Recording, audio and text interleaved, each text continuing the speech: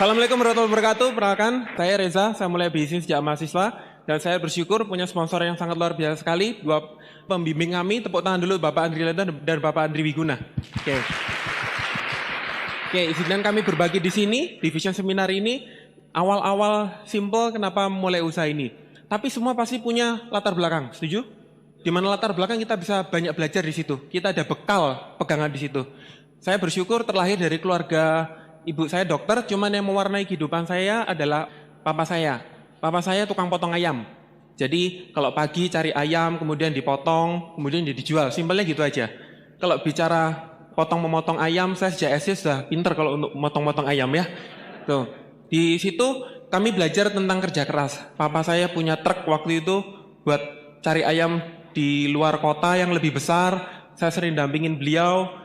Jadi saya kalau bicara nyetir, SMP saya sudah bisa nyetir minimal parkir truk ya.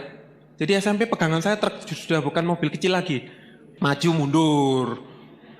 Tapi pertama kali test drive untuk jalan agak jauh itu SMA. Kalau mungkin beberapa di antara Anda nyetir, kemudian orang di samping Anda, kalau Anda ngebut diingetin, di sini ada 4 nyawa di sini gitu kan? Sering nggak? Wah, kalau saya nyetir, saya biasanya harus menyelamatkan lebih kurang 600 nyawa di situ. Iya, soalnya ayam semua di belakang.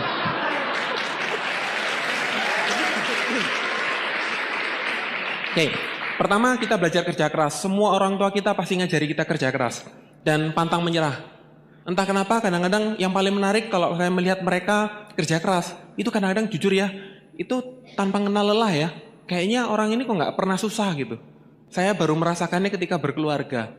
Saya alhamdulillah juga terlahir sebagai anak pertama dan juga anak terakhir. Jadi anak tunggal ceritanya. Dari keluarga yang tiga-tiganya melankolis semua. Jadi keluarga kami ini keluarga yang efisien. Kami ngomong yang penting-penting aja. Kalau enggak penting nggak usah diomongkan. Oh, enak kan? Salah satu buktinya kami pernah perjalanan keluar kota 4 jam. Di mobil diem semua. Loh, asik nggak? Hemat energi. Ya beda-beda. Kalau papa saya melankolis koleris, mama saya ada melankolis flegmatis, saya lebih ke melankolis sanguin.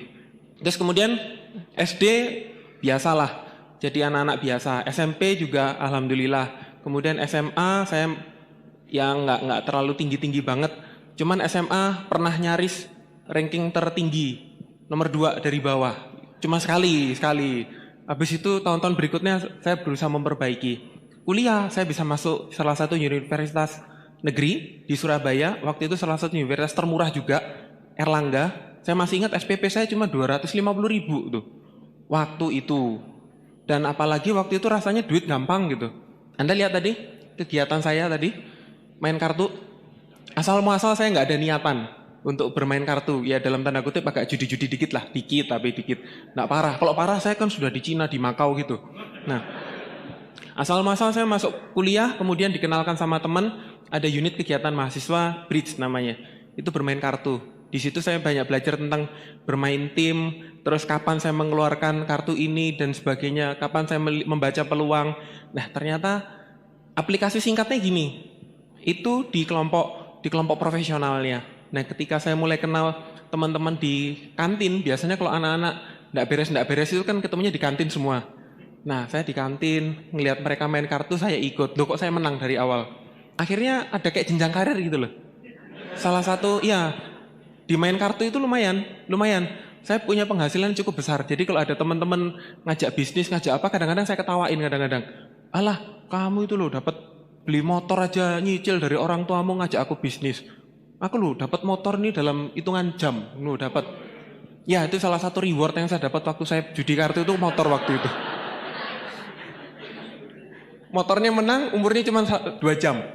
Diuangkan sama anak-anak, terus habis itu, ya namanya juga masih muda ya, satu kantin, hari ini rasa yang bayarin semua. Ayo silahkan makan. Wah, habis 2 jam uangnya Bapak Ibu. Selesai.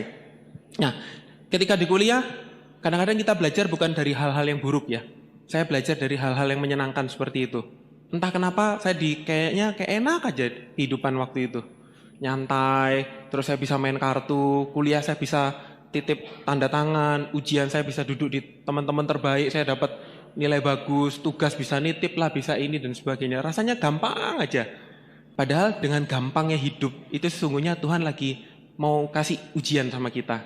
Sampai kapan itu kehidupan seperti itu mau dipertahankan? Yang kedua, alhamdulillah saya punya penyakit ceritanya. Saya punya penyakit sejak kecil. Kalau anak kecil biasa bisa lari-lari pagi khususnya, saya tuh mesti bersin-bersin, bawa sapu tangan, kadang bawa tisu. Jadi dulu sudah ada tisu kotakan ya. Waktu saya TK, saya sudah bawa tisu itu 1 kotak biasanya, masuk tas. Kalau bersihnya sudah kumat, gurunya sudah tahu. Tasnya dibuka, tas saya dibuka. Terus guru saya mungkin sudah dikasih tahu orang tua saya, obat saya sudah dikeluarkan, itu 4 biji. Jadi TK saya sudah biasa telan obat 4 biji. Karena saya punya penyakit sinusitis alergi yang katanya waktu itu parah. Dan memang saya merasakan banget. Setiap pagi bangun mesti bersin, setiap pagi bangun mesti bersin. Yang lebih parah sampai masuk rumah sakit asmanya kambuh. Terus seperti itu, akhirnya sampai pernah kena kuning segala. Ya mungkin karena terlalu banyak obat kali ya. Dan itu berjalan terus dari mulai saya TK sampai umur 23, 24 saya ketemu Tiansi waktu itu. Singkatnya saya ketemu Tiansi waktu itu umur 23 mau 24. Kuliahnya udah selesai? Belum. Saya termasuk anak yang menikmati kehidupan waktu itu. Kuliahnya berantakan. Tapi menarik teman-teman. Nanti saya akan cerita bahwa lewat Tiansi kehidupan saya berubah. Termasuk kuliah saya bisa lulus akhirnya. Nah, dari situ, dari asal muasal penyakit itu, saya tahu beberapa teman sudah ngejalanin Tiansi. Waktu itu rame banget di kampus. Wah, Tiansi. Saya cuman berpegang teguh kayak gini. Berapa bonusmu? Karena kalau saya istilahnya jadi pemain cabutan hari Sabtu sama Minggu gitu, main kartu, saya bisa ngantongi waktu itu 2 hari, kadang-kadang 2 juta kayak gitu. Lumayan kan? Anak mahasiswa waktu itu? Lumayan nggak? Ya, makanya yang nawari saya bonus seperti itu tak ketawain. Berapa bonusmu? Mau nawari aku? Waktu itu mental. Tapi ada satu yang nyangkut cerita tentang manfaat produknya. Nah, saya bersyukur waktu itu dikenalkan produk Renuf sama Mooncourt. 2 produk itu dijelaskan ke saya, pengundang saya waktu itu. Dia diceritakan, ini produk bisa menyembuhkan sinusitis. Kan teman baik nih, dia udah tahu penyakit saya apa. Jadi dari jauh, kayak orang nyiapin peluru dikeker sama dia. Tinggal ditembakkan kalau ketemu saya. Jadi waktu dia ketemu saya, langsung ceritakan, ini untuk sinusitis. Asma juga bisa sembuh. Banyak kesaksiannya. 1-2 bulan pemakaian perubahannya luar biasa. Yang awalnya harus pakai inhaler dan sebagainya, akhirnya bisa sembuh. Masa sih? Terus kalau alergi gimana? Oh, alergi banyak, nggak lebih dari 2-3 bulan. Ya udah deh, aku coba deh. Kan waktu itu uangnya gampang. Saya ada uang dari manapun. Ya udah, saya keluarin duit. Saya beli 2 produk, saya konsumsi. Loh, katanya 2-3 bulan, betul nggak? Betul, dia udah cerita 2-3 bulan. Tapi saya konsumsi nggak lebih dari 5 hari. Saya konsumsi itu baru sadar hari ketiga. Hari ketiga saya bangun sudah nggak ada bersinnya. Hari keempat nggak ada bersinnya. Hari kelima baru, iya ya kok ada yang aneh ini ya. Biasanya saya kalau pagi udah bersin-bersin, sudah sapu tangan, sudah tisu kayak gitu. Ini ketika bangun pagi, di hari kelima saya baru nyadar, ada yang berubah nih. Kayaknya perubahannya lebih bagus sekarang. Apa karena produk Tiansi gitu. Akhirnya saya baru tahu, akhirnya sinusitis saya yang sejak TK sampai umur 24 enggak sembuh-sembuh, itu sembuh pakai produk Tiansi. Untuk masalah kecilnya, itu 3-4 hari aja udah hilang. Nah, teman-teman yang memulai usaha ini, jangan pernah patah semangat untuk menyampaikan bisnisnya. Kalau orang itu nolak, ceritakan manfaat produknya dengan sungguh-sungguh, dengan tulus. Kalau perlu dikeker dulu, kayak pengundang saya waktu itu. Dia udah tahu penyakit saya, disiapin dulu dari jauh. Tinggal ketemu, tinggal ditembak. Saya asal muasal berkenalan dengan Tiansi dari situ. Apakah itu membuat saya langsung aktif di usaha ini? Ternyata enggak juga.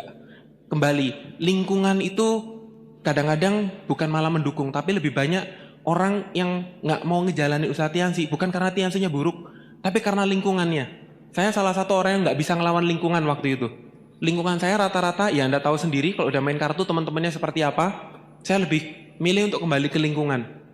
Jadi saya pakai produk Tiansi, saya sembuh, alhamdulillah. Udah habis itu, sementara waktu itu saya nggak Tiansian. Karena apa? Egonya masih tinggi. Hari ini ketika Anda bergabung, hati-hati. Di luaran, begitu, yes saya mau semangat, saya mau sukses sama seperti sponsor saya, pengundang saya mau sukses seperti mereka. Hati-hati, di rumahmu, di lingkunganmu, itu ngeri nantinya. Bapak saya juga ngomong kok waktu awal-awal, nak kamu tuh tak kuliahkan tinggi-tinggi kok jadi tukang obat. Banyak nggak yang dikatakan seperti itu? Banyak? Banget? Banget. Terus di kuliah, waktu saya aktif mulai usaha Tiansi, teman-teman karena sudah tahu dulu, tapi entah mereka juga nggak aktif, jadi saya yang termasuk aktif belakangan-belakangan, itu semuanya pada ngejauhin. Wah, akhirnya masuk jaringan orang gila juga nih, si Reza ini. Dan saya mulai merubah sikap kan waktu itu, mulai berpakaian rapi dan sebagainya. Teman-teman waktu itu ya aneh aja kalau ngeliat saya berpakaian rapi. Akhirnya kadang-kadang duduknya sudah disiapin. Saya masuk kampus, kursinya ada banyak, saya dikasih tempat duduk paling ujung. Terus di belakangnya sama di sampingnya itu dikosongin dulu sama mereka. Daerah karantina katanya, biar nggak terkontaminasi. Itu pernah saya alami juga. Jadi singkat cerita, saya cukup butuh waktu nggak lebih dari 2 minggu membuat semua teman saya negatif satu kelas. Nah, syukur alhamdulillah waktu kuliah saya termasuk mahasiswa yang kurang terlalu baik untuk dicontoh ya. Karena nggak pernah masuk, kemudian titip absen dan sebagainya. Kebetulan yang jadi sponsor saya itu salah satu anak pintar yang saya sering nyontek dia. Padahal dia adik kelas. Jadi saya sudah ketinggalan banyak sekali. Beliau adik angkatan saya, ujian saya nyontek dia, tugas saya pinjem dia, dan masih banyak saya itu bergantung sama dia. Dia ini ceritanya aktif di Tiansi. Sedikit-sedikit ngajak pertemuan. Sedikit-sedikit OP lah, VS, ada pertemuan inilah, ada Grand OP lah, ada ini, ada itu. Dan itu dilakukan terus. Waktu di ruang kelas ditawari, ayo ikut yuk ada pertemuan. Enggak deh. Terus kemudian yang paling bete itu pada saat mau ujian. Kan biasanya saya udah deket-deket dia. Ujian belum mulai, itu sudah ditawari. Nanti selesai ujian ada OP loh, ayo dateng yuk gitu. Jangankan sebelum ujian, waktu duduk ujian, saya mau nyontek dia. Dia ngomong, sempet gak datang ke OP nanti? Loh, bete gak kira-kira digituin? Sebel gak? Sebel ya? Ya sudah, simpel aja, saya menjauh dari dia. Karena saya menjauh dari beliau, akhirnya apa? Kuliah saya langsung merosot drastis. Saya gak tahu nyontek siapa, tugas gak tahu saya pinjam siapa. Pokoknya akhirnya saya berusaha dengan kaki saya sendiri, dengan tangan saya sendiri menyelesaikan kuliah. Ya alhasil kuliah saya yang hampir terbantu karena gara-gara bisa nyontek dia, akhirnya anjlok lagi. Hampir 2 semester kelewat. Saya ngerasain banget tersiksanya yang namanya ngelihat mata kuliah yang saya ulang C lagi, dan C lagi akhirnya. Alhasil saya harus apa? Sedikit merendahkan ego. Saya sudah kepikiran, pingin mendekati beliau lagi. Boleh dibilang bombardirnya beliau atau intimidasinya beliau itu nggak cuma ketika ujian. Ketika saya sudah terpisah kelas gitu, kadang-kadang dia nunggunya di depan ruang kuliah lagi. Kayak pacaran aja, jadi di depan ruang kuliah saya keluar dia udah, halo, ayo yuk. Gimana kalau datang pertemuan lagi? Pertemuan. Ya menghindar isinya. Sampai saya benar-benar enggak tahu gimana. Intinya saya cuma pengen berbagi kuliah waktu itu. Saya pengen mengangkat nilai, saya pengen cepat lulus, saya pengen selesailah urusan kuliah itu. Terus saya mendekat sama beliau. Kebetulan beliau kayaknya juga punya perasaan enggak enak juga. Nah kebetulan saya belum mengucap apapun. Beliau langsung nawari gini, Mas, kayaknya pertemanan kita agak jauh. Ya aku minta maaf sering ngajak kamu ke pertemuan karena aku terlalu semangat mungkin. Tapi gini deh, loh tak kira ngomong gitu tuh habis itu dia ngomong, ya sudah aku gak ngajak kamu ke pertemuan. Enggak langsung ngomongnya gini, ya sudah gini deh, kamu terakhir deh, kamu tak ajak ke pertemuan 1 kali lagi. Loh diajak lagi rek. Tapi kalimatnya agak lebih halus. 1 kali lagi, kalau memang pertemuan ini jelek, kamu ndak usah datang selamanya. Wah itu tak catat. Langsung nyantol di otak saya. Oh, ini yang tak tunggu. Jadi setelah ini, saya tinggal datang pertemuan undangannya dia. Dan kemudian aku tinggal bilang apa? Pertemuanmu jelek. Dan besok saya sudah bisa deket sama dia lagi. Saya bisa nyontek lagi. Saya bisa pinjam tugas, pinjam ini dan sebagainya. Kuliah saya selesai. Oke, hari H tiba. Ya namanya juga anak negatif. Saya masih negatif, diundang ke pertemuan ya pasti saltum lah. Beda sama sekarang. Pasti pakai celana jeans, ya ada sobeknya dikit, sandal jepit, ya standar mahasiswa. Awal duduk di belakang, masih jaim-jaim, semuanya belum udah berdiri, udah tepuk-tepuk, saya masih duduk. Tapi kena musiknya dikit-dikit gitu, agak goyang-goyang gitu. Akhirnya ya udah deh, coba deh berdiri goyang-goyang. Terus saya dengerin pembicaranya. Nah pembicaranya ini kok kebetulan, kok ya pas. Ngomong-ngomong latar belakang orang tua saya, tukang potong ayam. Nah, pembicaranya waktu itu, tepuk tangan dulu untuk Bapak Naga Sugara. Beliau sharing kalau orang tuanya juga punya usaha ayam juga. Dan kemudian bangkrut. Bangkrutnya nggak main-main. Meninggalkan hutang sampai rumah juga harus terpaksa disita bank dan sebagainya. Cerita beliau. Wah, saya cuman flashback. Kebetulan lagi. Di tahun-tahun terakhir itu memang usaha orang tua saya memang tidak terlalu baik. Ketika Pak Naga cerita tentang usaha ayam yang tutup bangkrut, saya langsung flashback. Waduh, orang tuaku ini nanti. Pikiran saya cuman simple gitu aja. Kalau semisal saya tidak diajak ke vision seminar, saya mungkin belum kebuka pikirannya. Bener nggak? Atau mungkin kalau sponsor saya yang notabene adalah adik kelas saya, itu ngomong, mas, usaha orang tuamu itu suatu saat bisa bangkrut, bisa tutup. Marah nggak aku kira-kira? Oh ya marah. Nah karena di vision seminar akhirnya saya kebuka. Saking penasarannya, awal duduk di belakang saya mulai maju ke depan. Penasaran lagi, lihat-lihat, oh ada orang yang keluar, saya maju ke depan lagi. Sampai bisa duduk, ya deket-deket lah. Deket-deket leader.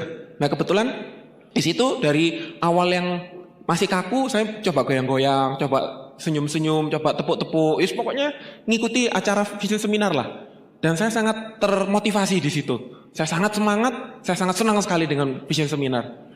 Selesai dari vision seminar, ya saya cari tadi. Orang yang undang saya tadi, tak cari. Dan dia langsung tanya sama saya, gimana bisnisnya? Wah langsung, simple langsung saya jawab. Bisnismu bagus ya? Wih, apa cara jalannya ini? Sudah, wis salaman. Yes, besok kita ngobrol. Oke. Pokoknya keren. Aku pengen sukses di usaha ini. Sudah. Keluar beberapa langkah dari pintu vision seminar, baru ingat. Duh iya, skenarionya kan harusnya ngomong apa? Bisnismu jelek, habis itu saya bisa nyontek lah. Loh, namanya nasi sudah menjadi bubur ya. Tapi saya harus mengaku vision seminar itu dahsyat sekali Bapak Ibu. Tepuk tangan untuk vision seminar. Oke, nah itu asal muasal saya mau aktif di usaha Tiansi. Saya benar-benar klik karena vision seminar. Ya, saya cuma bayangkan andai saya datang vision seminar 1,5 tahun sebelumnya, mungkin sudah ngotot banget. Nah teman-teman, ketika saya menjalankan usaha ini, ada nggak tantangan? Banyak. Kalau tantangan mah banyak. Ya tantangan mungkin standarnya mahasiswa kali ya. Ya ditolak lah, ya ditinggal tidur temen lah. Terus kemudian beberapa kali saya presentasi, teman-teman nggak ada yang dengerin, menjauh. Dan biasanya kan mahasiswa itu kritis juga gitu. Kamu ngejalanin usaha Tiansi, kira-kira otakmu masih di kepala atau sudah pindah ke lutut? Wah, ada teman saya seperti itu. Oh, kritis pokoknya, kritis, pedes dan menyakitkan pokoknya. Proses itu saya lalui. Lewat usaha Tiansi ini akhirnya saya mulai mengenal bahwa menarik sih kalau bisa punya kehidupan. Khususnya kehidupan yang sederhana kalau versi saya. Kenapa? Ketika saya menjalankan usaha Tiansi, saya dikenalkan ada waktu itu masih buku Kiyosaki, kuadran kiri, kuadran kanan. Kemudian ada sekarang dikenalkan kalau kerja untuk terima duit, kerja bangun aset untuk terima duit. Saya dikenalkan di situ lewat usaha Tiansi ini. Tak pikir-pikir betul juga. Kalau hari ini, alhamdulillah saya saya punya anak saya namanya Andra ini sekarang sudah kelas 1 SD. Kelas 1 SD saya cari bukunya, buku bahasa Indonesia. Kalau buku bahasa Indonesia saya dulu waktu kelas 1 SD ada cara membaca. Ini Budi, ini Ibu Budi.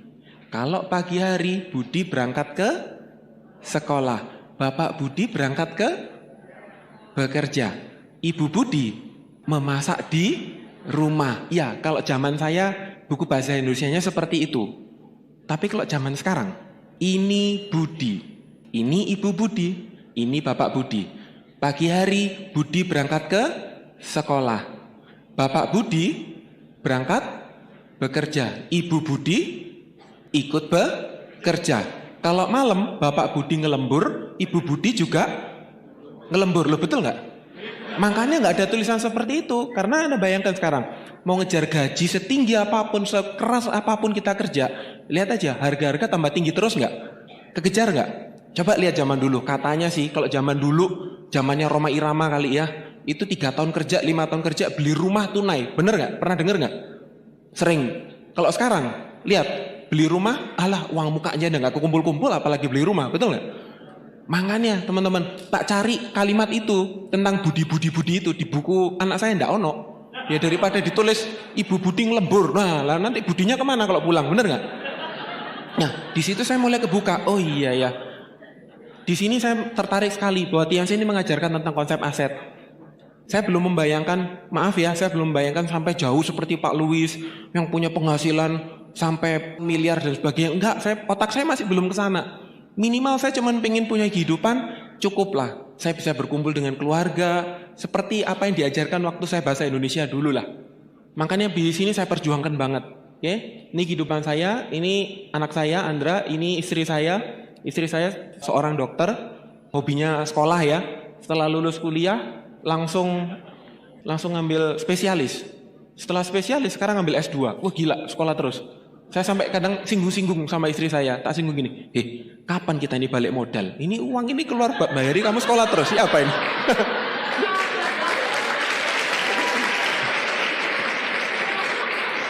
Ya, tapi bayangin. Ya untungnya saya udah jalan tiansi gitu loh. Jadi ya agak ringan dikit lah. Walaupun agak ngedumbel juga ini. Yang lainnya udah jadi macem-macem. Yang ini masih ngebayarin sekolah terus ya. Oke. Terus ini yang paling menarik dari usaha Tiansi ini. Saya tidak pernah membayangkan bahwa saya bisa dikasih mobil mewah, saya dikasih kehidupan yang buat saya ini kehidupan yang sangat dahsyat sekali. Sekali lagi, saya ini termasuk orang yang sangat konvensional banget.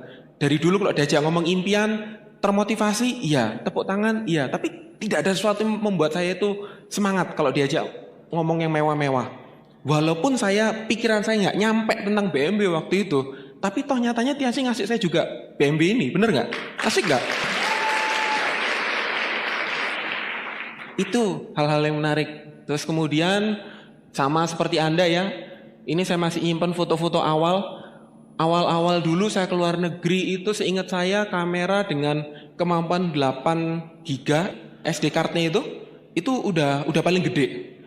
Tapi nyatanya baru berapa hari aja keluar negeri waktu itu pertama-tama sama Tiansi ke Malaysia sama kemana, itu udah habis duluan itu 8 giga, lu udah full rek. Terus bingung hapus. Lah gimana? Yang namanya orang nggak pernah jalan-jalan, akhirnya jalan-jalan keluar negeri, kencing, foto dikit, masuk kamar mandi, foto, foto, ya nggak?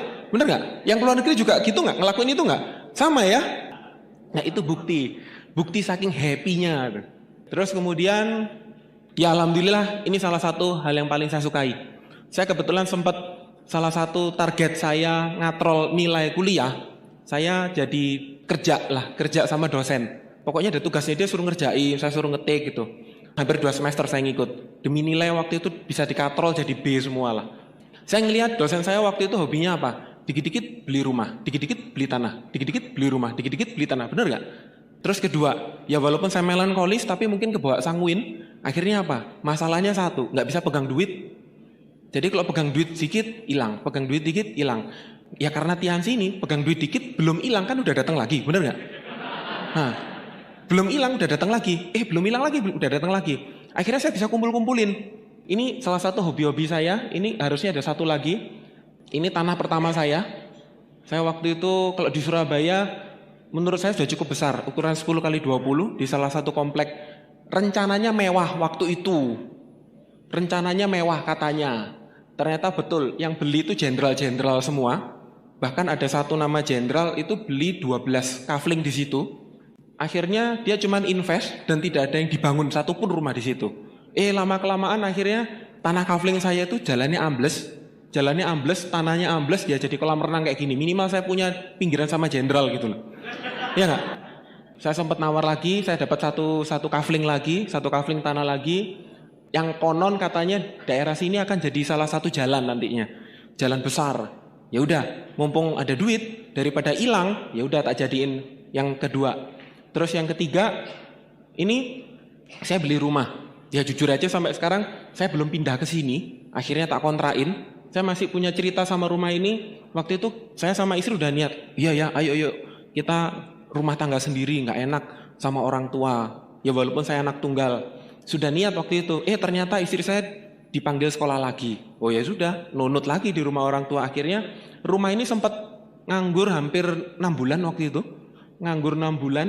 6 bulan saya nggak pernah ke situ. Saya datang di belakang rumah saya di halaman itu tiba-tiba sudah ada pohon keres tinggi-tinggi.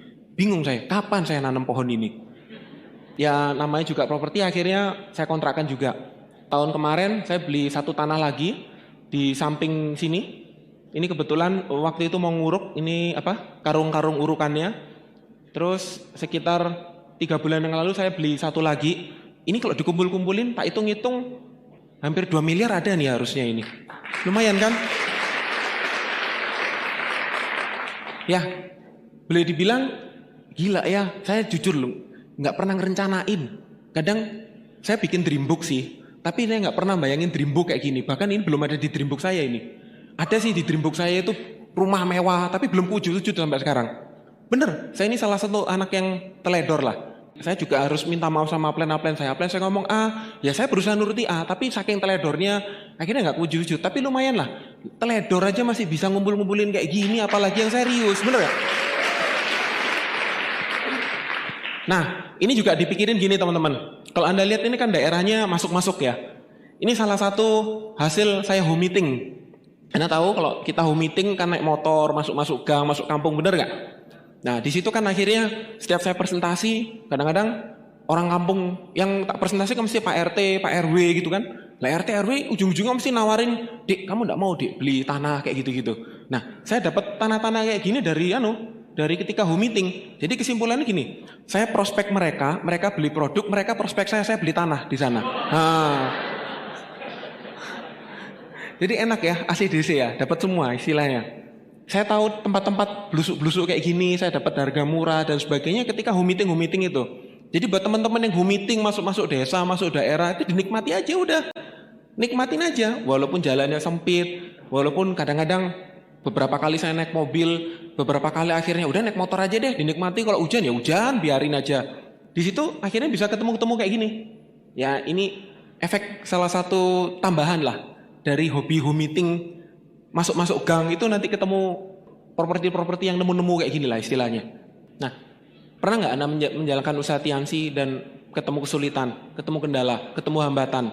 Bahkan waktu itu, maaf, buat Anda yang sudah jalan, downline Anda tiba-tiba nggak ada yang mau jalan. Upline Anda dicari juga nggak ketemu. Anda cuma seorang diri. Pernah nggak ngerasain kayak gitu? Sering?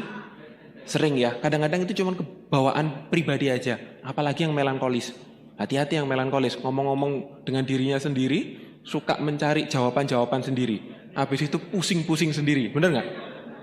Ya, itu stres sendiri. Kondisi itu membuat saya sering sekali, kalau Anda tanya sama saya, "Pak, kayaknya jalan tiansinya lancar-lancar terus, mulus-mulus terus." Kagak juga, saya juga ngalamin kok. Sampai sekarang juga masih ngalamin gitu. Ya udah, dilewati aja. Ya kadang-kadang dalam hati saya ngomong gini, ya kalau waktunya turun ya sudah. Kalau waktunya naik, ya alhamdulillah gitu loh teman-teman.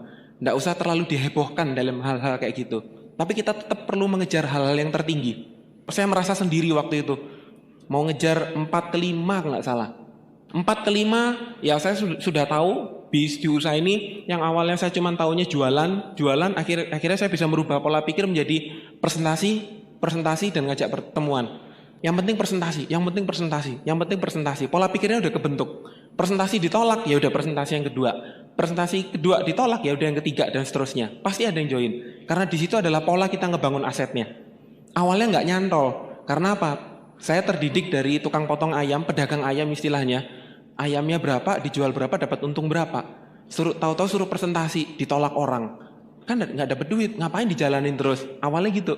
Karena konsep asetnya udah jalan, akhirnya saya ngelihat, oh berarti presentasi harus digencarkan. Harus membabi buta, harus ke sana, ke kiri, ke kanan, ke atas, ke bawah, pokoknya presentasi kemana-mana. Pernah satu waktu saya presentasi, 1 minggu, itu nggak ada yang join. Padahal loh, saya kan di kampus nih ceritanya. Kalau Anda cuma tanya, "Pak, sehari presentasi berapa kali? Sekali? 2 kali? Aduh, jangankan 2 kali. Di kampus mah gampang, mau 5 kali aja bisa." Kok bisa? Iya, nggak perlu undang-undang teman, nggak perlu. Saya nongkrong di masjid kampus, ada anak mau sholat, tak toleh gini kenalan, bisa dipresentasi nggak langsung? Bisa. Jadi waktu itu Anda kalau tanya, "Pak, sebulan presentasi berapa kali?" Ya kalau 60 kali mah lebih lah. Cuman cerita, cuman buka flipchart gini kok. Gampang nggak kira-kira? Gampang. Tapi itu pernah tak jalanin, 1 minggu nggak ada yang join. Sadis nggak kira-kira? Ini apa? Ini sudah mau tutup buku. Ya, sudah mau tutup buku, apalagi ada keyakinan, sudah mau tutup buku, ini tanggalnya tanggal tua, siapa yang punya duit, apalagi melankolis ya, pikirannya udah jelek tok isinya. Tapi masih tetap presentasi sana, presentasi sini, ke temen, ke sini, ke situ, ngomong-ngomong temen udah pada ngejauh semua. Apalagi satu kelas, satu gang tempat saya kos-kosan, itu udah tahu semua, hati-hati nek Resa datang. Ya sudahlah, saya cuma menjalin hubungan, artinya saya nggak bisa presentasi di daerah-daerah situ. Nemunya saya presentasi, tak presentasi. Bisa buat janji? ya saya presentasi. Kok saya nggak bisa buat janji, ya saya prospecting. Intinya gitu aja.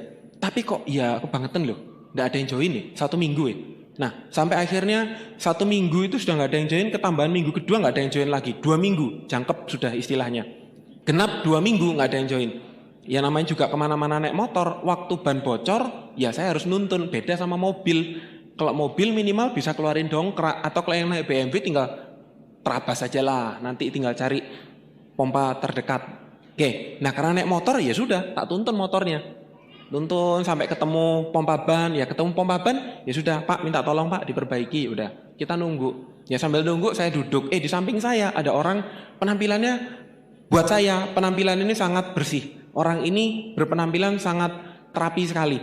Laki-laki dengan potongan rapi, kemudian dia pakai kemeja walaupun nggak pakai dasi, tapi saya tahu nih kemeja bukan kemeja murah juga. Dia duduk di samping saya, sambil saya tanya. Kadang-kadang kalau dulu kan belum tahu yang namanya prospecting harus kenalan. Yang penting kan targetnya presentasi. Jadi saya cuman, Pak ada waktu, saya nggak kenalan waktu itu. Pak ada waktu, lah dia cuman mengangguk aja. Oh ada berarti, ya udah langsung keluarin senjata rahasia, flip chart keluarin. Wah langsung tak presentasi ya, di pompa ban itu. Tak presentasi, halaman 1, halaman 2, ini Tiansi bis bagus, produknya begini, bisnya begini, bisa bintang 8, 40 juta sebulan, seperti ini, seperti itu. Dan saya benar-benar sangat tersemangati waktu itu. Karena saya melihat prospek saya yang saya nggak kenal, sampai saya mau selesai presentasi saya tetap nggak kenal, dia tetap ngangguk-angguk gini. Positif nggak? Wih, positif. Bisa nggak kira-kira Anda nemu kayak gitu? Tapi ceritanya belum selesai. Dia masih ngangguk-ngangguk gini. Oke, oh asik nih. Tukang tambal bannya udah selesai. Dia langsung gini, Mas, sini Mas, udah selesai Mas. Loh ya saya dari jauh tinggal nolak dong. Bentar ya Pak, masih ada urusan bisnis gitu. Dia ini kayak mau marah gitu ngeliatin saya. Terus, Mas, sini cepet. Iya Pak, ini ada proyek besar, bentar. Terus dia manggil gini lagi, dalam hati saya, ini tukang tambal ban gak sabar banget tak bayar gitu loh. Ya walaupun saya masih kere, ada lah untuk bayar tukang tambal ban masih bisa lah. Minimal tinggal KTP kan kalau nggak anu kan, bener kan? Wes, di situ dia terakhir-akhir manggil gini, cepat ke sini. Ya saya cuma ngeliat waktu itu. Yang ketiga ya dengan muka emosi, ini proyek mau closing kok dipanggil-panggil, wah ini nggak tahu diri ini tukang tambal ban ini gitu kan. Terus terakhir-akhir dia cuma bilang gini.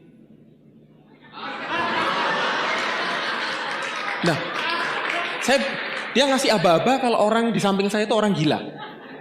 Awalnya saya nggak yakin, saya nggak percaya karena saya tahu dia pakai pakaian yang sangat rapi dan rapinya bukan baju murah loh. Dia pakai celana juga bukan celana murah dan dia mengangguk-angguk. Tapi lama-lama saya juga penasaran juga. Flip chartnya tak tutup, dia mengangguk. Flip chart tak masukin tas, dia masih mengangguk. Saya berdiri, dia tetap mengangguk. Wah, akhirnya saya percaya itu orang gila yang lagi tak presentasi.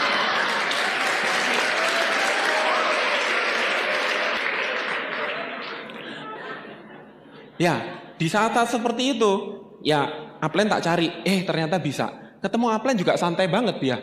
Saya cerita dengan yang grundel dong pasti, bener nggak?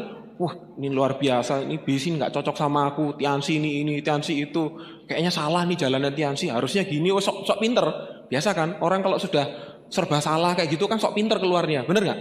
Saya keluar sok pinternya, nggak mungkin presentasi kayak gini, ini flip chart nih salah, yang bikin ini ngawur, gini gitu. Saya ngotot kayak gitu, upline saya cuman gini, cuman ketawa-ketawa doang nih. Wah, hebat Mas. Duh, ya apa ini?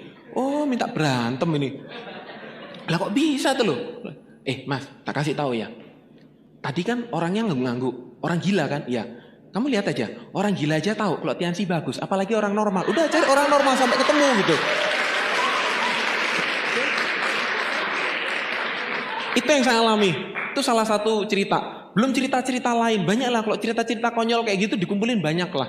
Kalau cerita-cerita sedih, perih, yang kehujanan lah, yang naik motor keluar kota, rantainya copot, habis itu kehujanan, tutupan jas hujan, nunggu sampai pagi kayak gitu. Aduh, itu udah hal yang biasa lah. Nggak usah kaget lah kalau orang udah punya sesuatu tujuan. Dan kadang-kadang tujuan atau impian itu tidak harus sesuatu yang besar. Oke? Buat Anda yang mulai usaha Tiansi, saya cuma titip pesan. Kesimpulannya, kalau versi saya, bahwa ketika Anda menjalankan usaha ini ada 2 yang perlu Anda kejar. Pertama faktor utama dulu, diri kita. Siapa? Diri kita. Catat, kita perlu kerja keras. Anggapannya pendidikan dari semua orang tua kita selalu mengajarkan kita kerja keras. Setuju nggak? Itu harus dibawa ke usaha ini. Yang kedua, kita perlu belajar yang namanya kerja cerdas. Sebelum saya sampaikan kerja cerdas, awal saya memulai usaha ini, ke bintang 3 aja ngoyo waktu itu. Istilahnya harus berusaha ya, harus utang kiri utang kanan. Tapi saya masih ingat setelah saya utang, saya bisa nutup bintang 3 saya. Kemudian di situ saya barengan sama orang, ya masih muda sih, tapi dia nggak kuliah, kerja sebagai detailer obat, dia juga join bintang 3. Dia cerita, di samping saya, dia ngomong gini, kalau bisnis seperti ini, gampang, relasi-relasiku pasti pada beli semua. Ya sebagai mahasiswa yang nggak tahu cara jalan tiansi kemana, ya sempat ngepir juga. Nah, terus kemudian yang beliau lakukan adalah kayaknya beliau jualan deh. Tapi ketemu di OP nggak lebih dari 1 bulan, 2 minggu kalau nggak salah, 2 minggu apa 3 minggu, dia udah naik bintang 4 waktu itu. Wah, saya masih bintang 3 nih. Kalaupun saya punya downline saya itu rata-rata bintang 1, bintang 2 semua nggak tahu. Serius, saya dulu bintang 3 dan downline saya sudah 27 orang. Semuanya bintang 1, bintang 2. Sedih nggak kira-kira? Sedih nggak? Pasukan bintang 2 semua, apa salahku gitu. Ya. Nah, tapi orang ini baru 3 minggu udah bintang 4. Wah, maju ke panggung, wah dengan gagahnya. Bulan depan, belum selesai bulan kedua, dia udah naik bintang 5. Saya mah masih bintang 3 waktu itu. Downline mah nambah. Ya syukur alhamdulillah nambah. Keplok-keplok iya, tambah rame iya. Cuman dalam hati keplok-keplok sepet. Ya, keplok-keplok tepuk-tepuk tangan sambil gerundel juga. Kok bisa ya? Karena saya ngelihat apa? Dia ini datang biasanya sendirian, nggak pernah ngajak orang dan sebagainya, tapi bisa naik peringkat. Sekali lagi saya melankolis, pikirannya apa? Efisien. Saya efisien. Wah, kayaknya bisku salah ini. Aku ini ngumpulin tim tepuk tangan doang ini. Banyak ini orangnya. Yang bener ya kayak dia ini, datang sendirian, yang penting naik peringkat. Gitu kayaknya ya. Nah. Kemudian setiap saya sharing sama upline gini, udah deh dijalanin dulu. Walaupun saya ngegerundel tapi tak jalanin. Saya tetap presentasi, saya tetap home meeting, saya tetap follow up, saya tetap presentasi, tetap home meeting, datang openg gerundel lagi, presentasi follow up, datang openg gerundel lagi. Tapi itu tak jalanin terus walaupun gerundel. Saya gerundel tapi nggak meninggalkan usaha ini. Baru kira-kira di bulan ke-3 mau ke-4, ya alhamdulillah di situ titik terang usaha saya. Bulan ke-4 itu saya akhirnya new bintang 5 waktu itu. Ya paling nggak agak pede lah. Saya bisa 1 panggung sama orang tadi. Oh seneng. Dan di situ saya ngerasain. Waktu saya maju panggung, ya downline saya itu sekali OP waktu bintang 5 itu ada 40 orang kalau nggak salah yang mesti datang itu. Jadi tepuk tangannya paling heboh. Wah itu. Sedangkan dia yang tepuk tangan ya paling crossline yang berempati aja sama dia. Gitu kan? Nah di situ saya mulai ngerasa, oh gini ya, ternyata kalau ngebangun pasukan tepuk tangan dari awal, kalau naik peringkat ada yang tepukin tangan kita lebih rame gitu ya. Nah, tapi ceritanya nggak selesai di situ.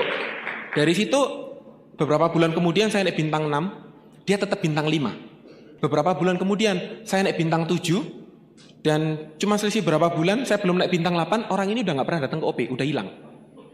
Nah, singkat cerita apa? Saya baru nyadar. Apa yang diajarkan oleh upline saya kerja cerdas adalah apa? Manfaatkan pertemuan. Dia sering ngajari saya untuk presentasi jangan sampai selesai, jangan tuntas, jangan jelas. Yang penting diajak ke pertemuan.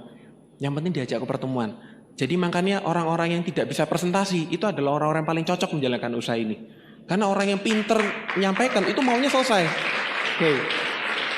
Kalau Anda nyampaikannya sepotong-sepotong gitu ya, Pak, tapi lebih jelasnya nanti di OP deh. Pak, lebih intinya nanti di OP. Pak, kalau pengen lebih dahsyat kita datang ke vision seminar. Itu aja dipromosikan. Nah ternyata itu salah satu teknik ngebangun aset. Bukan sekedar untuk ngejar bonus di usaha ini. Tapi kita belajar ngebangun aset dari mendatangkan orang ke pertemuan. Nah di situ saya baru nyadar, ternyata 1 tahun saya itu sudah menjalankan usaha ini dengan benar ternyata. Lewat kerja cerdas, lewat pertemuan. Nah faktor utama dari diri kita, kerja keras dan kerja cerdas, ini harus dipertahankan terus menerus. Jangan pernah berhenti dari kedua hal ini. Saya pernah mendengar sebuah cerita bagus dari sebuah pengajian di tempat ngaji, itu diajari gini. Sebenarnya apa yang Anda kejar di dunia ini, itu tidak ada hubungannya dengan apa yang Anda peroleh nanti. Loh, kok aneh? Biasanya kita setting goal, bikin target dan sebagainya. Diniatkan aja, ini dari yang saya dengar ya. Apa yang Anda kerjakan, apa yang Anda lakukan, itu niatkan untuk ibadah. Niatkan untuk dapat pahala, niatkan untuk berbuat baik. Nah, ya saya cuma nangkap gini toh. Awalnya saya nggak nyambung dengan cerita-cerita itu. Ya kalau gitu aku mending di rumah. Di rumah, sholat-sholat toh aja. Kalau perlu cuma baca Quran, nggak ngapa-ngapain. Selesaikan ibadah. Nah, tapi yang dimaksud dari cerita itu nggak seperti itu. Di cerita itu diminta adalah kita tahu bahwa usaha Tiansi ini adalah usaha untuk berbagi, merubah hidup orang. Dimulai dari hidup kita sendiri. Kita merubah hidup kita dengan pakai produk. Yang awalnya saya sakit parah, akhirnya saya sembuh. Yang awalnya saya tidak tahu namanya aset, akhirnya saya tahu aset. Yang awalnya saya itu tidak mau kerja keras karena nggak ada tujuan, akhirnya saya mau kerja keras. Itu awal-awalnya. Dan kemudian kita berbagi ke orang lain. Kita sharingkan tentang Tiansi. Di situ kita cerita, produknya bagus Pak. Alhamdulillah ternyata dari cerita kita, mungkin bukan dia yang pakai. Tapi dia cuma nyantol, kita pernah cerita, produk ini bagus untuk darah tinggi. Bahkan para penderita stroke banyak yang sembuh. Nah, siapa tahu pamannya ada yang punya masalah darah tinggi, bahkan stroke bisa tersampaikan. Nah, itu salah satu menariknya usaha ini. Kita dapat catatan ibadah lah kalau versi saya di situ. Itu yang paling menarik di usaha ini. Nah, saya cuma nangkap dari situ, ya udah deh tak coba. Setting goal tetap. Saya setting goal omset, saya setting goal berapa kali presentasi dan sebagainya. Saya setting goal berapa banyak orang yang harus saya ajak ke vision seminar. Saya setting goal hal kecil seperti itu. Dengan target apa? Saya bukan untuk bermaksud dia datang sesambil uangnya bintang 3 atau promo bintang 4, enggak. Tapi saya cuma berpikir gini doang. Saya datang, syukur-syukur orang ini bisa berubah pikirannya sama seperti aku waktu diundang dulu. Saya waktu itu sudah tahu bahwa mulai ada masalah di pekerjaan orang tua saya. Siapa tahu orang itu punya masalah yang sama. Dan ternyata banyak sekali teman-teman yang saya ajak ke vision seminar. Selesai vision seminar, kita circle, saya bisa datang ke rumahnya atau kita bisa kumpul follow up dan sebagainya. Dia mesti cerita, iya, ternyata betul. Kalau menurut survei saya, orang-orang yang sudah datang ke pertemuan dan dia klik, dia pasti cerita masalahnya sama Anda. Dan dia ingin berubah lewat usaha ini, betul nggak? Nah, saya mencatat, ini apa ini yang dimaksud dengan salah satu bentuk ibadahnya. 2 ini dipertahankan terus. Kalau boleh dibilang, anggapannya ini faktor utama, kerja keras dan kerja cerdas. Yang sebelah sini, ini hasilnya. Pekerjaan Anda tidak langsung berhubungan, lurus. Wah, aku presentasi berapa kali hasilnya sekian. Kalau dari yang saya dengar waktu itu, tidak langsung. Tapi, apa yang Anda lakukan? Hubungannya naik ke atas dengan yang Maha Kuasa. Oke? Ya, dan saya cuma mencatat gini aja. Sedikit saya ngebandingin ya. Saya kebetulan punya hobi juga.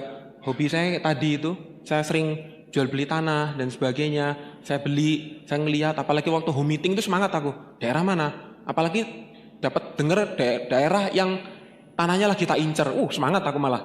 Ayo tak bantu tanpa syarat. Wis gitu wis. Ya kadang-kadang sampai home meeting saya pinjem motornya downline saya. Wah jalan-jalan dulu aku.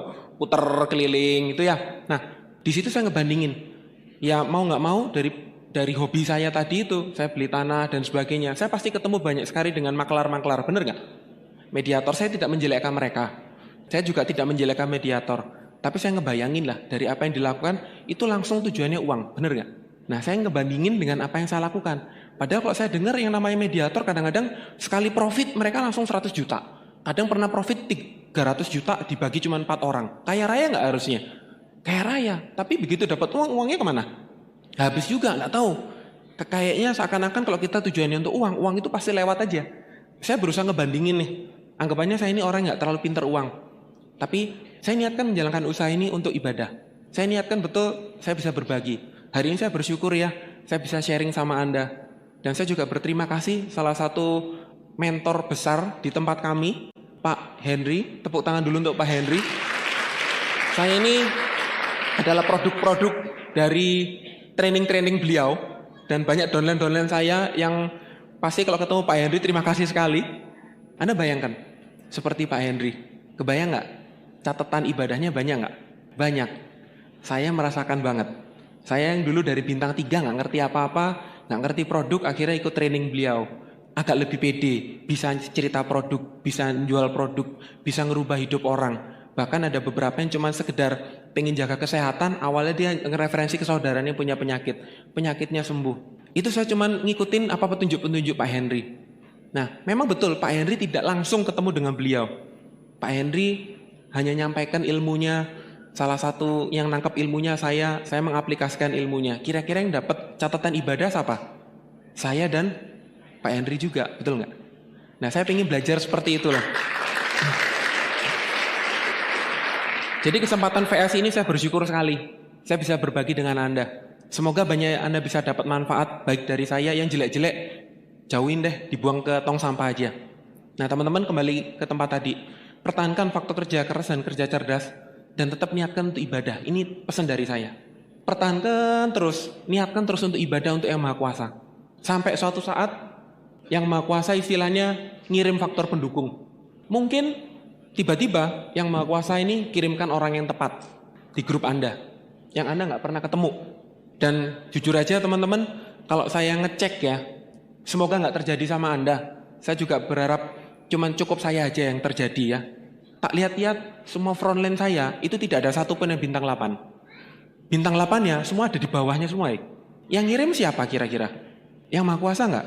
Bener nggak?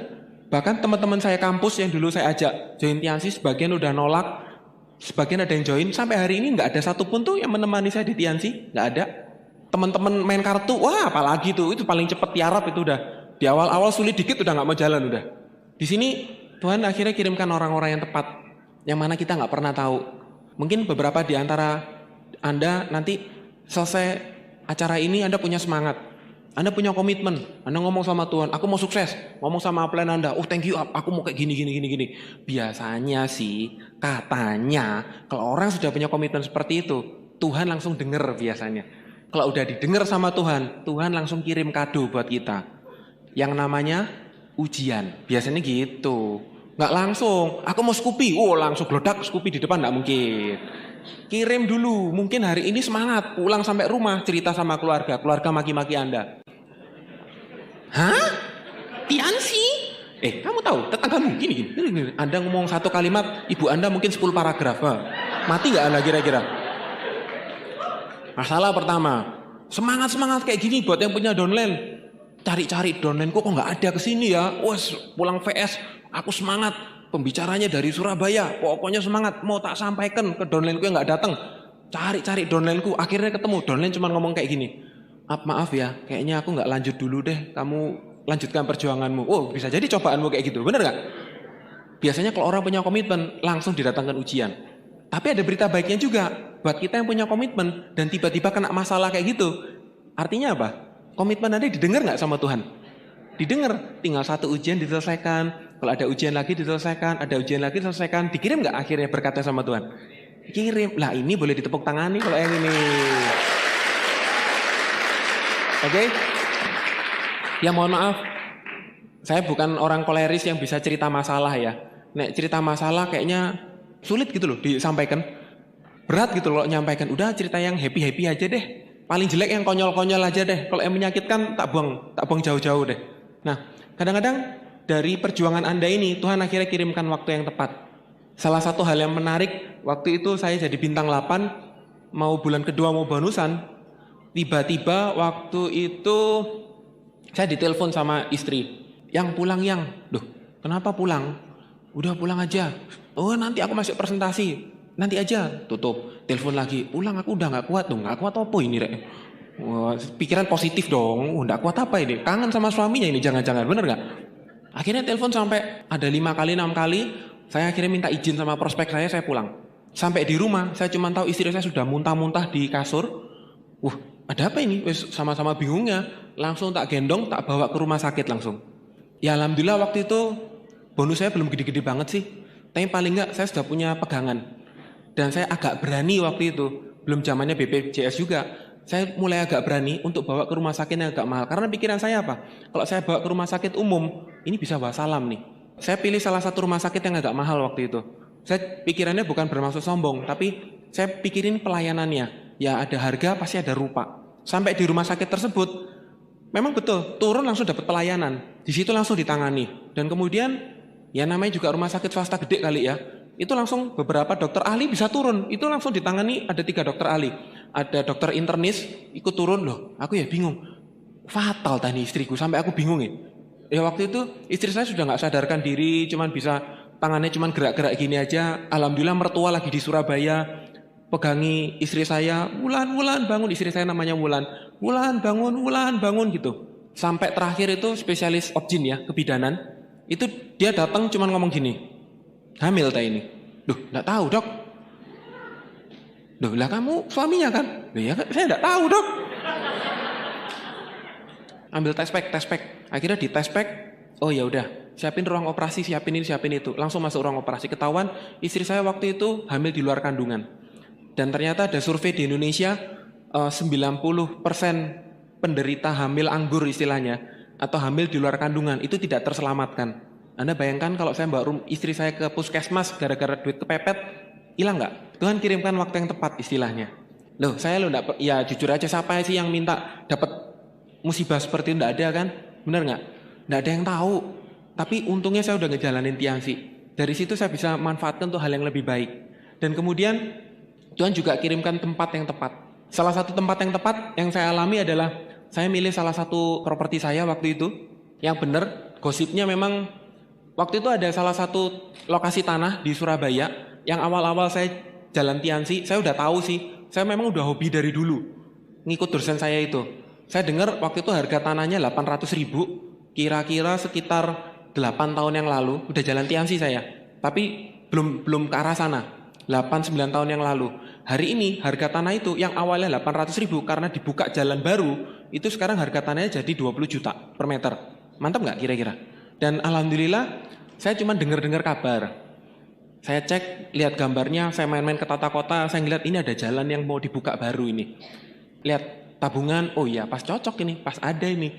Ya udah deh, saya bisa beli. Katanya sih 2018 apa 2019 itu jalan dibuka. Wah, saya tinggal nunggu aja nih. Kapan lagi bisa jadi miliuner kayak gitu, bener nggak? Ya waktu itu saya cuma beli, sayangnya cuma 1 kafling gitu loh. Kemarin nawar lagi harganya udah naik 200 juta. Oh sayang, nggak jadi deh. Beli 1 kafling aja. Tapi 1 kafling itu perkiraan saya nanti kalau dijual, awalnya saya beli cuma 200 juta. Kalau ini semua bener, ini dijual ya sekitar 1,4 M lah 1 kafling. Lumayan kan? Di tempat yang tepat. Kita nggak pernah tahu. Karena apa? Tuhan kok yang kirim. Allah yang kirim, Allah yang kasih. Kita mau nentuin seperti apapun, kalau Allah nggak ridho nggak bakal dapat. Ya saya cuma niatkan itu aja. Saya cuma bersyukur, saya punya grup. Saya cuma pingin grup-grup saya bisa sukses, hidupnya bisa berubah, dia bisa ngasih sesuatu yang terbaik untuk keluarganya, untuk orang tuanya, seperti yang sudah saya dapatkan dari tiansi ini. Oke? Nah, ada beberapa teman-teman kita yang selalu menjadi inspirasi. Ya, buat saya teman-teman yang menginspirasi ini adalah mereka-mereka yang boleh dibilang ibadahnya banyak ya, apalagi lo udah masuk buku. Kalau versi saya, masuk buku bukan masalah gengsi, tapi masuk buku itu masalah ibadah nantinya. Jadilah inspirasi di sini. Semoga dengan menjadi inspirasi bisa menjadi catatan ibadah Anda nantinya. Ya memang betul, presentasi kadang ditolak, kadang dihina, kadang dimaki-maki, sakitnya itu di sini. Apalagi kalau Anda melankolis seperti saya, diingat terus. Apalagi kalau presentasinya orang koleris. Kalau ngomong saya tahu orang koleris itu sekali ngomong habis itu dia juga lupa ngomong apa, bener gak? Tapi yang melankolis ini mancep jelek di sini kayak sundar bolong, pakunya mancep di sini loh Bapak Ibu. Siapa yang mau cabut ini, bener gak? Itu sering saya alami sampai hari ini, sampai detik ini. Saya kira dulu waktu kalau saya naik peringkat gitu ya, saya punya mobil nggak ditolak. Ternyata tetap ditolak. Ya minimal kalau ditolak nggak dimaki-maki. Ternyata juga dimaki-maki itu. Naik peringkat lagi. Ya paling nggak orangnya kalau maki-maki gak sopan, tetap aja nggak sopan dan sebagainya. Yang diusir lah, yang suruh pulang, macam-macam lah intinya gitu. Yang katanya, mau ngeracuni keluarga saya ya, ngeracuni apa? Bener nggak? Waktu saya demo teh gitu, ini racun ini, macam-macam. Pak RT-nya berdiri, ini racun, keluar. Nah, itu yang saya alami sampai hari ini. Ya dalam hati saya jujur aja, saya tetap kapan penderitaan ini berakhir, bener nggak?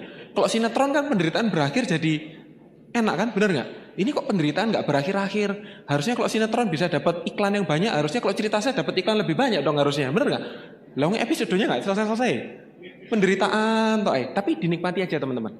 Karena itu proses Tuhan mencatat kegigihan Anda, proses Tuhan mencatat kesungguhan Anda, proses di mana Tuhan melihat semangat Anda, keyakinan Anda, patah semangat. Masih ingat nggak dulu yang Mbok inginkan di vision seminar waktu itu? Pengen mobil, pengen motor, sekarang langsung tak bukakan jalannya. Tapi jalannya ya kayak gini, bukaan kuncinya satu persatu. Namanya kuncinya ya ujian, ya cobaan itu. Mbok buka enggak?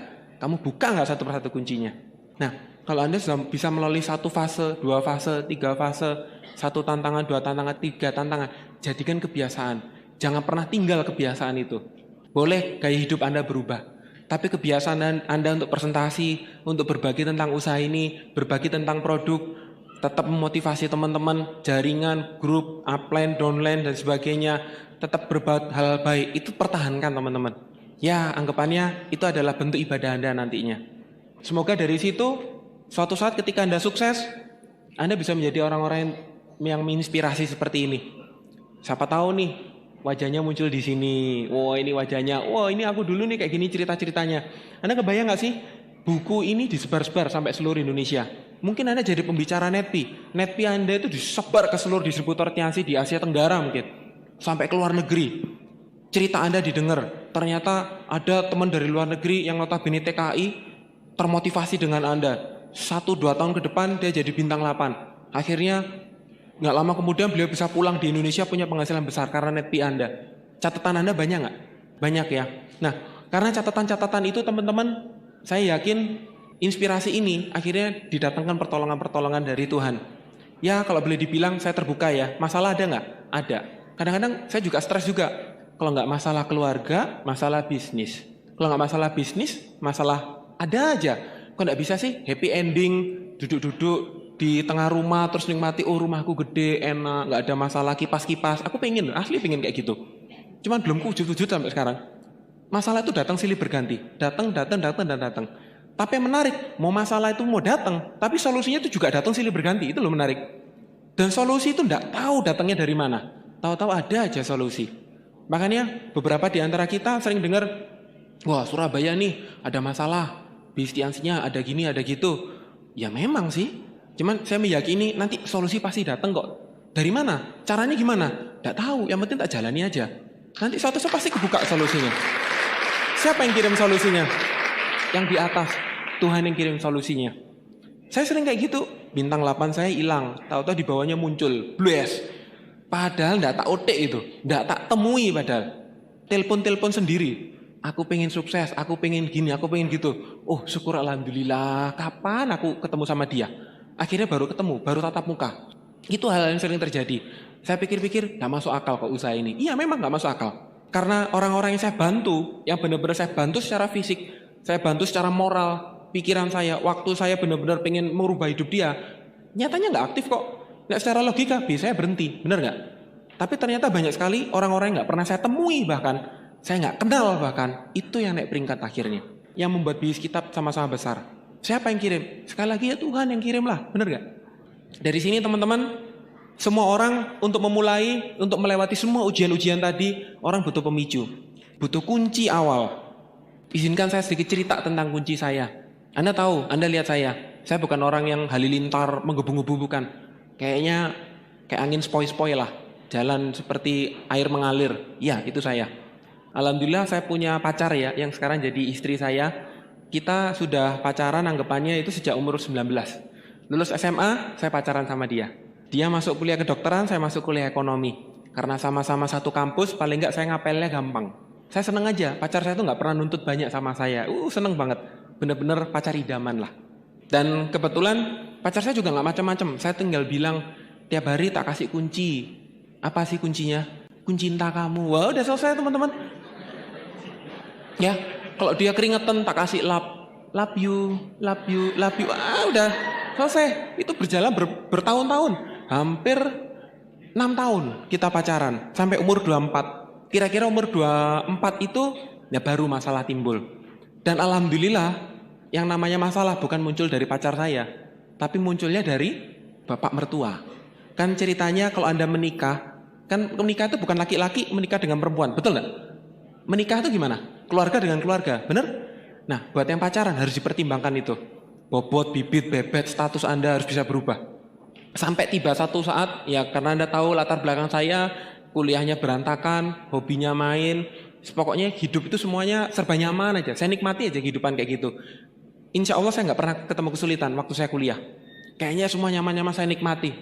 Saya benar-benar orang yang paling pintar menikmati hidup waktu itu. Sampai tiba satu saat, tiba-tiba bapak mertua saya manggil. Di ruang tamu saya suruh pindah ke ruang makan. Singkat cerita, ada teman beliau yang datang. bapak-bapak juga bawa anak laki-laki. Dan di situ saya ngelihat dengan mata kepala saya sendiri, pacar saya dikenalin sama cowok itu. Saya nunggu di ruang makan. Ya saya ngeliat sih, di ruang makan itu ada pisau, ada garpu, paling nggak kalau tak lempar lumayan, bener nggak? Itu kejadian pertama. Kejadian kedua, saya dipanggil lagi ke ruang makan lagi. Feeling sudah pasti dikenalin lagi nih gitu. Waktu itu saya udah ngerasa kayaknya nggak jodoh nih. Kayaknya saya nggak bisa nih sama pacar saya ini. Kayaknya nggak cocok nih. Jalannya sudah beda nih. Waktu itu saya sudah sempat ngeluh kayak gitu. Karena apa? Beberapa cowok-cowok yang dikenalin waktu itu rata-rata mereka sudah mapan hidupnya ya. Saya sempat curi-curi dengar ada yang sudah koas ya, istilahnya sudah mau lulus dokter. Saya tahu lah dokter itu semiskin-miskinnya berapa sih dokter, bener gak? Kalau saya ngejar dengan sarjana ekonomi nutut gak? Ya logika aja, yang sarjana ekonomi kira-kira nutut gak ngejar penghasilan dokter? Gak nutut, ya kan? Nah kemudian ada lagi waktu itu kenalan juga yang cowok itu sudah usia 28 gak salah, sudah kerja di bank, punya posisi yang cukup bagus lah istilahnya. Dan saya cuma denger-denger doang di meja makan gitu.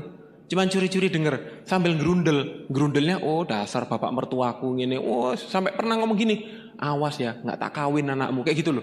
Loh serius saya pernah gerundel kayak gitu. Itu gerundel orang-orang yang putus asa, bener nggak? Orang-orang yang nggak tahu mau jalannya mau kemana. Sampai ingat saya 3 kali saya diperlakukan seperti itu. Awal saya gerundel tapi akhirnya saya bisa nerima. Dalam posisi pusing stres seperti itu, dengan hubungan pacaran saya di kampus, nilai saya anjlok-anjlokan. Nggak tahu gimana, yang penting saya selesai, yang penting saya lulus. Caranya gimana kalau lulus? Ya saya harus deketi anak-anak pintar. Salah satu yang pintar siapa? Upline saya tadi, bener nggak? Yang sering ngajak ke pertemuan saya tadi. Kok ya pas waktu saya mau deketi dia langsung ngajak, ayo mas, tak ajak ke pertemuan mas. Tapi kali ini 1 kali aja. Kalau pertemuan ini jelek, kamu nggak perlu datang lagi. Itu bener-bener dalam posisi seberat saya, itu ya versi saya berat waktu itu. Buat saya sih. Waktu itu saya langsung, yaudah aku datang. Minimal kuliahku selamat lah. Dalam hati saya kayak gitu. Ternyata Tuhan itu bukakan jalan lebar sekali buat saya. Saya datang ke Vision Seminar kayak cerita saya tadi. Saya semangat, saya berapi-api, saya pengen melewati semua prosesnya. Salah satu impian saya cuma simple. Apa? Kawin. Impian saya udah besar, kawin. Oke, impian saya sangat sederhana. Saya nggak pengen konyol lah. Hubungan yang kami jaga selama 6 tahun atau 5 tahun itu tiba-tiba hilang gara-gara kekonyolan saya, bener. Nah alhamdulillah di situ akhirnya lewat Vision Seminar, lewat proses, lewat tiansi, saya satu persatu masalah selesai. Yang awalnya saya ini nggak pengen menyelesaikan kuliah, saya punya semangat untuk kuliah. Dan unik, waktu saya menyelesaikan kuliah, saya tuh malah nggak minta bantuan upline saya tadi itu. Tiba-tiba saya jadi rajin baca buku. Kalau ada ujian saya mau belajar, saya mengerjakan tugas sendiri. Jadi kebalik teman-teman, kalau banyak yang ngomong, wah gara-gara tiansi kuliahmu nggak selesai. Kebalik, saya gara-gara tiansi kuliah saya malah selesai malah. Ya, saya masih ingat banget. Saya ngejar IPK dari 2,3 kalau nggak 2,4. Alhamdulillah saya bisa lulus dengan IPK 3,1. Lumayan lah. Ya nggak tinggi-tinggi banget, tapi saya bisa masuk IPK 3. Saya benar-benar ngerasakan manfaat tiansi. Salah satu hal unik yang saya alami, ini mungkin buat saya konyol. Waktu saya sidang skripsi, saya melewati sidang skripsi itu dengan sangat lancar sekali. Siapa yang sudah baca buku Mencari Kawan Pengaruh Orang Lain? Ada nggak selain saya? Banyak nggak? Manfaatkan itu untuk masalah-masalah pentingmu. Salah satunya waktu sidang skripsi. Salah satu buku lagi Les Giblin ya, Question Are You Answer. Itu diajarkan kalau kita ditanya jawabannya apa? Ditanya balik, bener nggak? Lah, waktu saya sidang skripsi, dosen saya tanya kan, bener nggak? Gimana menurutmu? Kamu ngambil teori ini kenapa? Gini Pak, menurut saya teori ini seperti ini. Tapi kalau menurut Bapak kayaknya nggak terlalu setuju ya dengan teori ini. Kira-kira teori apa yang Bapak yang setuju? Dia langsung jawab Bapak Ibu, kalau saya lebih setuju teori gini. Habis itu dosen yang sini, dosen penguji yang lain tanya lagi. Malah mereka berdebat sendiri, tanya-tanyaan sendiri. Loh, itu saya ngalami. Saya masih ingat banget itu. Akhirnya saya selesai dikasih tahu, wah kamu ini salah satu mahasiswa yang paling teladan. Tapi gitu, kenapa kuliahmu tuh kok molor? Kamu lu pinter, kamu lu bisa jawab semua pertanyaan. Dalam hatiku, aku jawab apa aku dari tadi? Bener nggak? Dosennya jawab sendiri kok. Tapi dengan teknik-teknik seperti itu kita bisa gunakan. Itu salah satunya, saya bisa lulus. Oke, jadi hubungan saya hampir berakhir.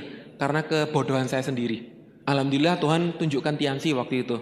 Sampai akhirnya alhamdulillah saya waktu itu 1 tahun bintang 7. Saya pulang saya sempat keluar negeri kemana gitu. Ya ceritanya saya kan datang nih bawa oleh-oleh. Kali ini bapak mertua pertanyaannya beda. Oh kayaknya pacar saya udah cerita. Mas, baru pulang dari luar negeri? Nggih pak, iya pak, saya baru pulang dari luar negeri. Duh ngapain? Dinas pak saya pak. Loh boleh gak? Boleh kan? Oh sudah lama kerjanya? Oh ya alhamdulillah pak, 1 tahun. Kalau boleh tahu mas gajinya berapa? Ya alhamdulillah gaji saya semua bulan ini 12.700.000 pak. Loh kok gede banget? Bapak mertua saya langsung, loh kok gede banget? Emang kerjanya apa toh? Saya itu distribusi makanan kesehatan pak. Kok bisa gede gitu? Ya saya kan diminta untuk membina beberapa cabang. Berapa cabang yang dibina? 500 pak. Lu ya bintang 7 kan 500, bener gak sih? Kaget bapak mertua saya langsung. Hah? Wah, ya alhamdulillah teman-teman sejak saat itu, sejak tank itu 8 bulan kemudian saya nikah waktu itu. Ya teman-teman, saya cuma titip pesan. Memang benar, seseorang kalau sudah ketemu kuncinya, pegang erat kuncinya. Buat saya impian tidak harus sesuatu yang besar, tapi sesuatu yang membuat Anda mau bersungguh-sungguh. Apalagi Anda akan kehilangan sesuatu. Biasanya itu impian yang kuat sekali. Saya hampir kehilangan pasangan saya waktu itu. Boleh dibilang kalau saya kehilangan pasangan saya kehilangan masa depan. Setuju enggak? Temukan sesuatu yang akan hilang dari diri Anda. Cari di situ. Semoga dari mencari itu Anda bisa lebih semangat lagi. Saya minta tolong tangan kanan Anda angkat dulu yang tinggi. Kemudian Anda letakkan di dada Anda. Anda boleh pejamkan mata, Anda niatkan bicara dalam hati Anda. Teman-teman semua, hari ini kita ketemu di satu bisnis yang luar biasa. Kita ketemu di Tiansi. Saya yakin banyak di antara kita, banyak di antara Anda tidak tahu bagaimana menjalankan usaha ini. Saya tahu Anda juga tidak pandai presentasi. Saya tahu Anda juga tidak tahu setelah ini harus ngapain. Tapi percayalah, bertahanlah. Perjuangkan terus apa yang sudah Anda mulai sekarang. Lakukan terus walaupun tantangan dan demi tantangan itu menghadapi Anda. Tantangan itu datang minggu ini, minggu depan. Tantangan itu datang bulan ini, bulan depan. Masalah itu datang tahun ini, tahun depan. Tapi tetap bertahanlah. Tetap lakukan. Walaupun Anda melakukan presentasi belum bagus-bagus, Anda belum bisa membina grup, Anda belum bisa ini, belum bisa itu, tetap jalankan usaha ini. Niatkan untuk satu hal, bahwa suatu saat impian Anda akan terwujud. Karena impian itu adalah hadiah yang maha kuasa. Atas ibadah Anda, atas kegigihan Anda, atas ketulusan Anda, atas ketabahan Anda, atas kemauan Anda untuk melakukan. Berjuanglah terus. Ingat bahwa Anda punya orang-orang yang Anda cintai. Anda bersyukur masih punya keluarga. Berjuanglah demi mereka. Niatkan di usaha ini Anda memberikan yang terbaik untuk mereka. Saya tahu besok Anda akan melakukan usaha ini. Sebagian besar di antara Anda mungkin ketemu masalahnya. Anda akan ditolak, Anda akan dicaci maki, Anda akan dihina. Tapi tetaplah semangat. Ingatlah bahwa Anda menjalankan usaha ini untuk ibadah Anda. Anda menjalankan usaha ini untuk orang-orang yang Anda cintai. Untuk orang tua Anda, untuk ibu Anda, untuk ayah Anda. Dan tetaplah bertahan. Walaupun seakan-akan berkat itu belum turun. Walaupun sepertinya impian itu tidak mungkin terwujud. Tapi lakukan terus. Karena tugas kita, tugas manusia adalah beribadah. Tugas kita adalah melakukan. Tugas kita adalah berjuang. Tugas kita adalah terus menerus. Anda beribadah, Anda berjuang, dan Anda mengulangi lagi semua apa yang Anda lakukan. Sampai satu titik tiba ketika Tuhan kirimkan berkat kepada Anda. Dan berkat itu akan luar biasa. Ketika berkat itu datang ke Anda lewat orang-orang yang Anda sayangi. Lewat ucapan-ucapan mereka. Ketika Anda punya istri, ketika Anda punya suami, ketika Anda punya ayah, ketika Anda punya anak atau ibu yang mengatakan ke Anda, aku bangga sama kamu. Ternyata perjuanganmu di Tiansi itu luar biasa. Hari ini kamu tunjukkan. Maaf, ibu dulu gak percaya dengan perjuanganmu. Karena ibu gak tahu. Itu nilainya akan luar biasa. Dan itu akan Anda ingat terus. Semoga teman-teman Medan Anda bisa menjadi orang-orang yang mau berjuang, orang-orang yang mau beribadah. Dan semoga lewat perjuangan Anda lewat ibadah Anda Anda termasuk orang-orang disayangi Allah, Anda termasuk orang-orang disayangi Tuhan. Berkat Tuhan turun tepat pada waktunya. Turun ke Anda lewat orang-orang Anda sayangi, lewat ucapan mereka, lewat sentuhan mereka, dan Anda bisa merasakan bahwa Anda berjuang demi mereka. Dan jangan pernah patah semangat, tetaplah berjuang, jadilah pejuang Tiansi yang luar biasa. Jadikan media Tiansi ini sebagai alat ibadah Anda untuk meraih impian-impian Anda. Itu saja dari saya teman-teman. Semoga Anda menjadi orang